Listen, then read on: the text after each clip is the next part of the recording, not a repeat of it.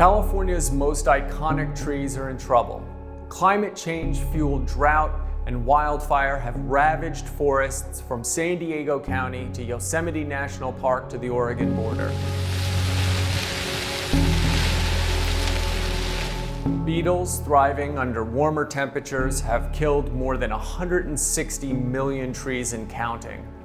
Larger ponderosa pine and the storage sugar pine are among their favorite targets.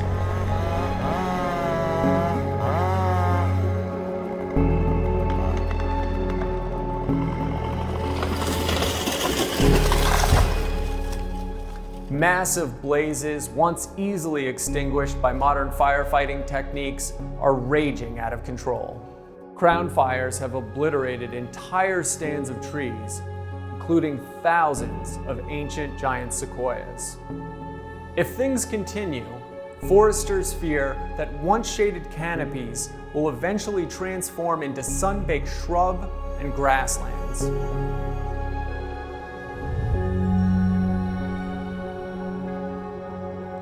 Experts say, perhaps surprisingly, our best hope is to allow forests to burn more frequently.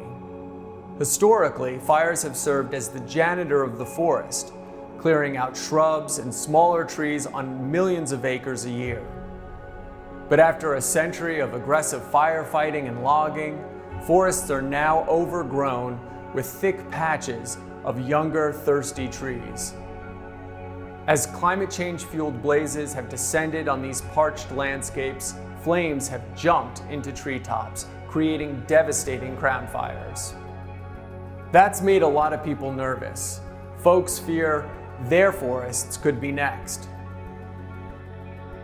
I want the public to enjoy this wonderful place. Most importantly, though, I want these trees protected. And these sequoia groves they're dying. I had put out in January a proposal for the legislature to invest a record amount in our home hardening, our forest health, as well as fuel break and vegetation management. Governor Gavin Newsom says he has the answer. The state and the U.S. Forest Service now plan to clear out trees and other vegetation on 1 million acres a year to mimic the benefits of fire, but without the risk. Many people like the idea. Well, it's controversial, but what I feel is this needs to be thinned. This fuel that's on the floor is insane. I grew up here since I was 4. My grandparents were campground hosts for 25 years. So I remember what it looked like before, and you could see through the trees, you could walk the old trails. You can't do that anymore. It's just extremely dense. However, powerful environmental groups say the cure is worse than the disease.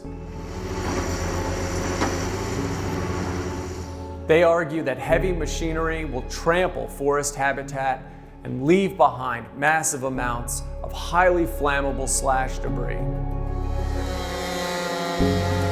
They say the less humans interfere, the better, pointing out that many species, including giant sequoia, need fire to thrive and reproduce. The heat opens their serotinous cones, otherwise sealed by a thick fire-adapted resin. The Forest Service and a number of scientists funded by the Forest Service have been telling the public that it's not possible to get natural conifer regeneration hundreds of feet, certainly not 1,000 feet or more, into the interior of a large high-intensity fire patch. But in fact, what we're seeing is the most abundant, most vigorous giant sequoia regeneration in the middle and the most intensely burned part of this large high-intensity fire patch. We're seeing hundreds of giant sequoia seedlings and saplings per acre. And yes, it killed a portion of the giant sequoias, but that's what has to happen in order for giant sequoias to reproduce and survive. Most researchers say forest thinning can be effective, especially when focused around homes, roads, and other highly populated areas. Even the highly protected national parks, fearing ever larger blazes, have recently embraced chainsaws and heavy machinery. Yosemite, as far as I know, has not removed this much biomass before. This is a whole new scale. It's a whole new size problem. We've never had to deal with a problem this big. we've never had to use the big tools up until this point. You know, maybe a chainsaw, maybe some big trucks, and maybe an excavator, but you know, behind us there's probably 4 excavators and a bunch of trucks that are spinning. It's, you know, the magnitude is just so much bigger. We don't have time to mess around with small tools. Like, we have to take big bites to deal with the big problem.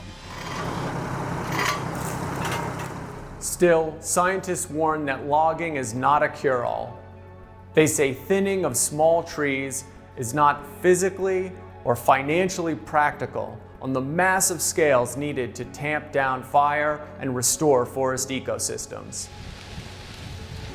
Researchers largely agree that allowing forests to burn more frequently is their best hope to survive a warming climate.